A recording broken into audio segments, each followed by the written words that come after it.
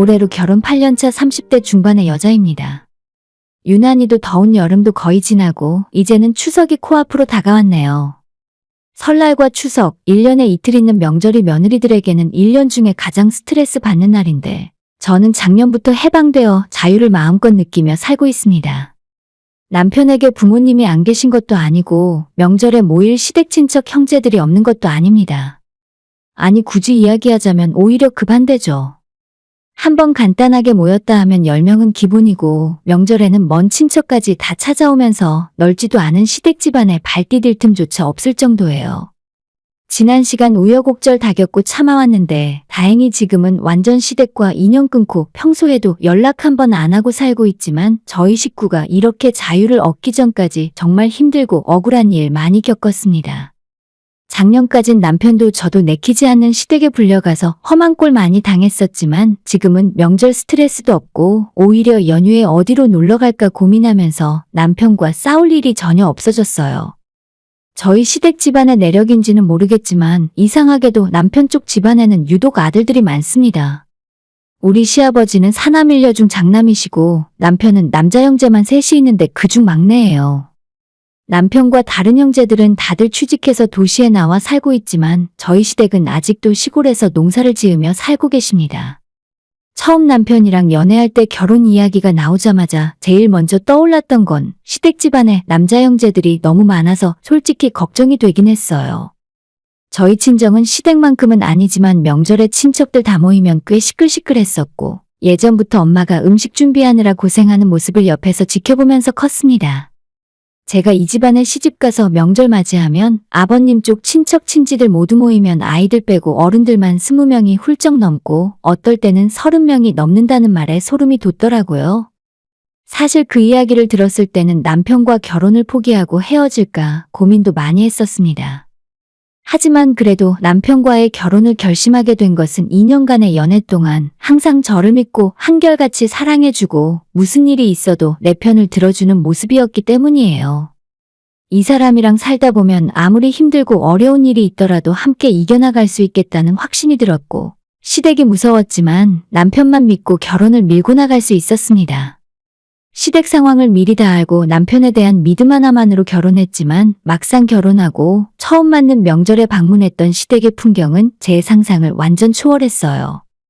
남편과 결혼하고 처음 맞이하는 명절이 추석이었는데 그 전날에 아침 일찍 출발해서 시댁에 도착했더니 오전 11시였고 저희가 친척들 중에 1등으로 도착했습니다.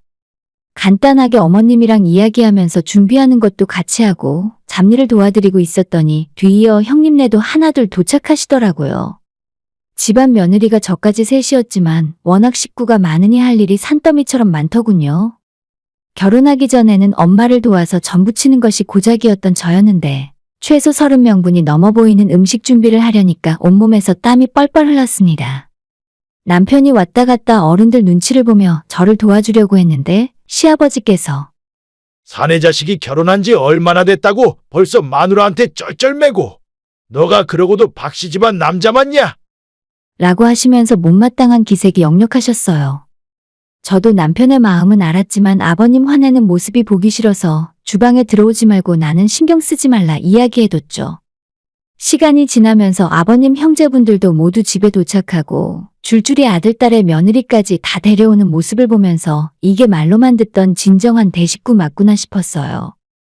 하지만 사람이 많이 와봤자 전부 먹는 입만 늘어났지 집안일은 저희 며느리 셋이 도맡아서 했고 남의 집 살림살이엔 함부로 손대는 거 아니라면서 다른 친척들은 주방에 들어오게 하지도 않았습니다.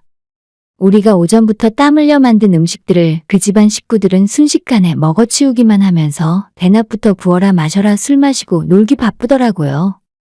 지금 생각해보면 시아버지라도 중간에서 교통정리를 좀 해주셨어야 하는데 며느리들이 다른 가족들 위해 뼈 빠지게 음식 해다 바치는 것을 당연하게 생각하셨던 것 같아요. 완전 저희만 호구였죠. 그중에 저는 또 며느리 중 막내라고 은근슬쩍 형님들이 시키는 일까지 다 맡아서 해야 했어요.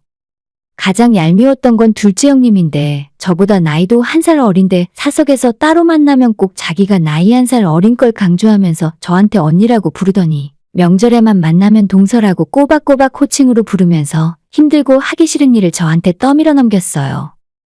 결혼하고 처음 맞는 명절이었던 그의 추석은 친정에서 하던 명절과 너무 다른 분위기에 정신이 하나도 없고 아침부터 밤늦게까지 주방에서 일만 하다 끝난 바람에 뭐가 어떻게 돌아가는지 정신도 하나 없었어요. 추석 다 끝내고 집에 돌아와서 이틀 동안 몸살로 드러누워 있을 정도였습니다. 그리고 그 다음 설날에도 똑같은 상황은 반복되었고 그제서야 내가 어떤 집안에 시집 온 건지 제대로 실감나더군요. 시부모님은 아들만 셋을 연달아 낳다 보니 며느리 마음은 죽었다 깨어나도 알아차릴 생각 전혀 없었고 딸 가진 부모 마음도 알고 싶어 하지 않았습니다.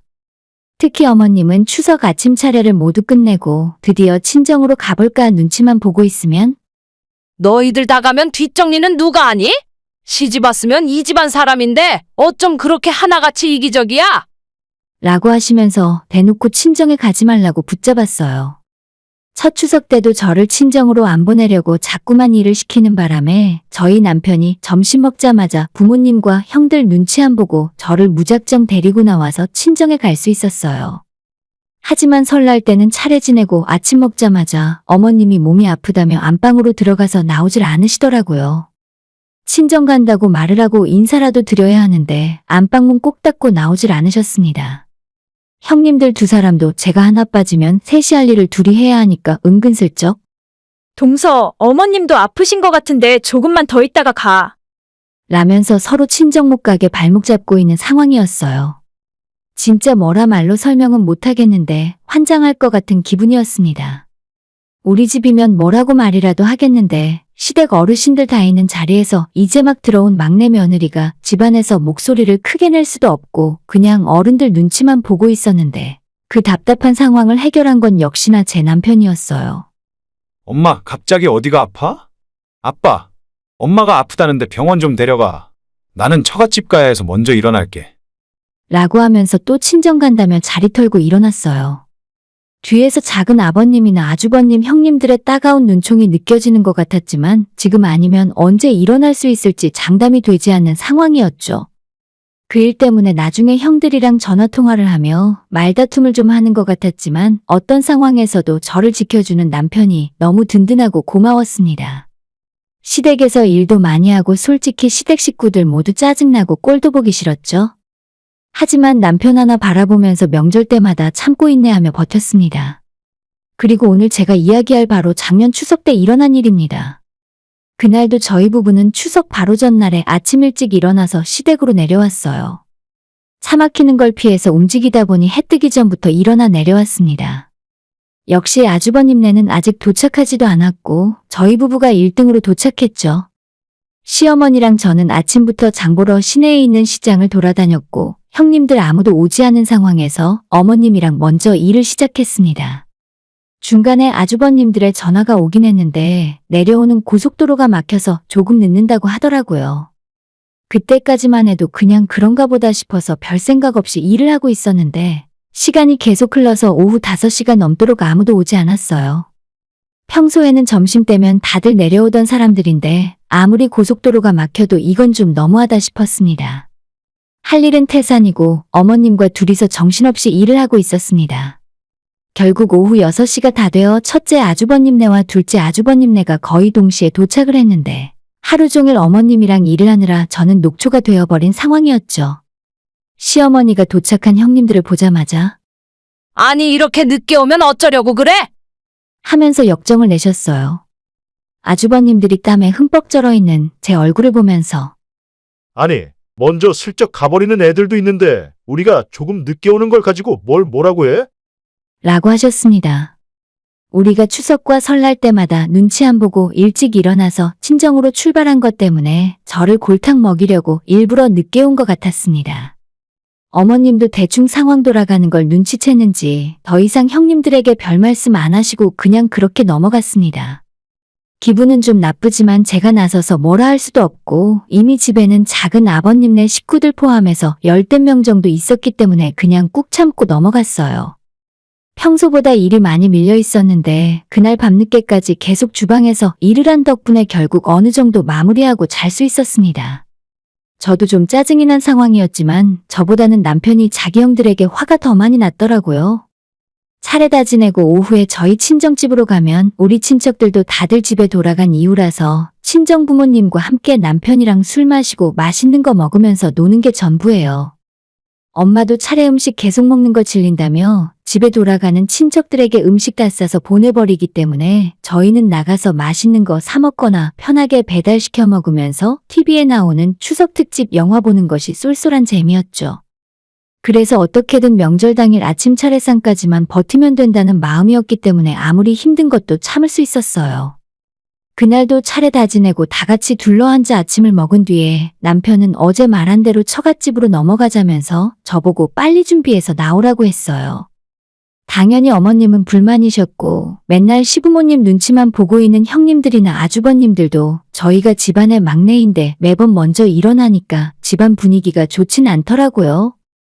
저희가 계속 허락도 없이 일찍 일어나는 것 때문에 시아버지께서도 불만이 많으셨는지 갑자기 저랑 남편을 앉혀놓고 잔소리를 시작하셨습니다.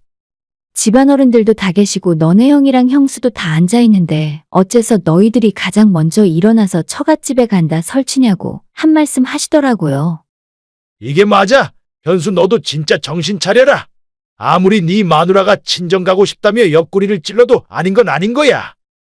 남편은 다른 이유가 아니라 제 친정이 다른 형제들보다 멀리 있기 때문에 고속도로 길 막히기 전에 빨리 출발하는 것뿐이라며 점심시간이 지나서 가면 길이 꽉 막혀서 너무 늦기 때문에 힘들다고 대답했어요. 애초에 아버님께서는 제가 친정에 몇 시에 도착하는지 따위는 관심도 없고 알고 싶지도 않으셨기 때문에 계속 집안 어른들과 형님네 식구들 이야기를 하시면서 앞으로 저희는 다른 식구들 다 가고 나면 맨 마지막에 출발하라고 하셨습니다. 저는 당연히 울상이 됐고 남편도 그게 무슨 말도 안 되는 소리냐며 발끈했어요. 남편의 작은 아버지를 비롯한 나이 많은 집안의 어른들은 아버님 하시는 말씀이 맞는 거라며 저희 보고 요즘 젊은 사람들은 너무 이기적이라며 한마디씩 하시는데 진짜 억울하고 짜증나더라고요. 나중에는 아주버님들도 오셔서 말을 한마디씩 거들었습니다. 야, 너만 일찍 일어나고 싶어? 네 형수들도 다들 친정에 가고 싶을 텐데 참고 있는 거잖아. 라고 하시는데 그 말에 남편이 폭발해버렸습니다. 형들은 일찍 오기나 하고 그런 소리를 해. 저희 부부는 항상 전날에 새벽같이 출발해서 늦어도 10시에는 어머님 댁에 도착했어요. 일찍 가는 대신에 제가 며느리 중에 일을 가장 많이 했었습니다. 형들도 처갓집에 가고 싶으면 다들 그냥 일어나서 가면 될 텐데 왜 서로 못 살게 굴고 발목을 못 잡아서 안달이냐고 막내라서 만만하게 보는 건 괜찮은데 와이프까지 만만하게 대하지 말라고 했더니 아버님께서 저희 때문에 집안 꼴이 엉망이라며 남편의 뺨을 치셨습니다. 이놈 새끼가 결혼하더니 눈에 뵈는 게 없나? 즐거워야 할 명절에 남편과 다른 식구들이 소리 지르고 싸우느라고 집안 다 뒤집어지고 완전 난리도 아니었어요. 남편도 그동안 쌓여있던 게 많았는지 끝까지 자기가 잘못했다는 소리 안 하고 할 말 못할 말까지 다 했습니다. 아버님께서는 참다 못해 지금까지 아들이 아니라 페류나를 키웠다면서 앞으로 집에 올 필요 없고 처갓집에 가서 살던지 그 집 아들이 되던지 마음대로 하라고 소리 지르셨죠. 그 와중에 화를 못 이겨서 상을 엎으시는 바람에 시댁 거실은 엉망이 되어 있었어요. 저와 남편은 전쟁통이 되어버린 시댁을 뒤로하고 짐을 챙겨서 나와버렸습니다. 차에 짐을 싣고 뒤도 안 돌아보고 가려고 하는데 아주버님 형님들이 마당까지 따라 나와서 아버님께 당장 들어가서 사과하고 잘못했다 용서를 빌라고 말씀하셨죠. 남편은 형들이 하는 소리에 대꾸도 안 하고 그냥 차에 올라타서 저랑 같이 친정으로 갔습니다. 가는 동안 남편한테 나 때문에 괜히 미안하다고 이야기했더니 남편은 정말 괜찮대요. 어차피 언젠가 한 번은 터질 일이었고 이런 식으로 아무도 즐겁지 않고 서로 눈치 보며 힘들게 하는 명절은 올 필요도 없다면서요.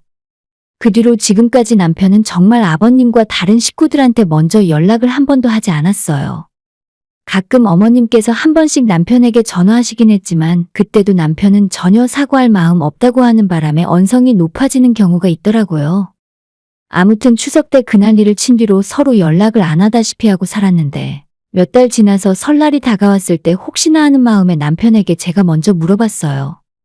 2주 뒤면 설날인데 진짜 이번에 안 내려갈 거야? 남편은 정말 안 내려갈 거라면서 집에서 푹 쉬다가 설날 오후에 처갓집에나 다녀오자더군요. 저야 너무 좋았지만 진짜로 안 내려가도 괜찮은 건지 불안한 마음이 들었습니다.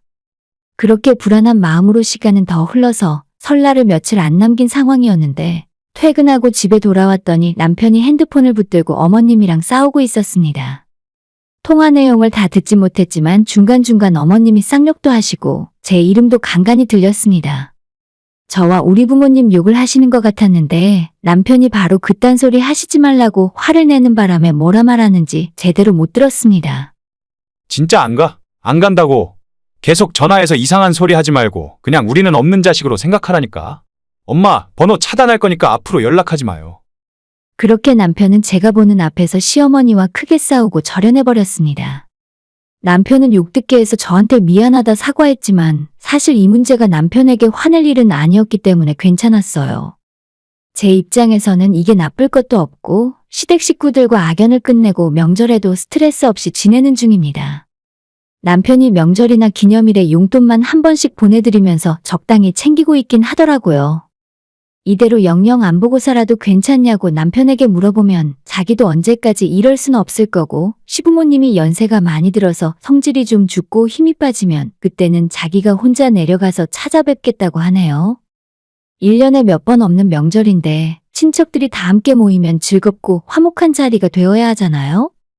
그런데 왜 저뿐만 아니라 다른 분들도 명절만 되면 스트레스 받고 남편과 싸워서 이혼을 한 해 만에 하는 일들이 일어나는 건지 정말 안타깝고 화가 납니다. 며느리들도 다들 명절에 친정부모님 얼굴 보고 싶을 텐데 서로 조금씩 이해하고 양보해주면 싸움 날 일도 없잖아요? 그게 그렇게 힘들고 어려운 일인 걸까요? 저희 식구들뿐만 아니라 다른 분들도 명절에 싸우지 말고 좋은 일만 있기를 바라는 마음으로 이렇게 제 사연을 정리해 보내게 되었습니다. 다들 즐거운 추석 보내시고 스트레스 받지 마세요. 오늘의 사연은 여기까지입니다. 구독과 좋아요, 알람 설정 부탁드려요. 다들 행복하시고 좋은 하루 되세요.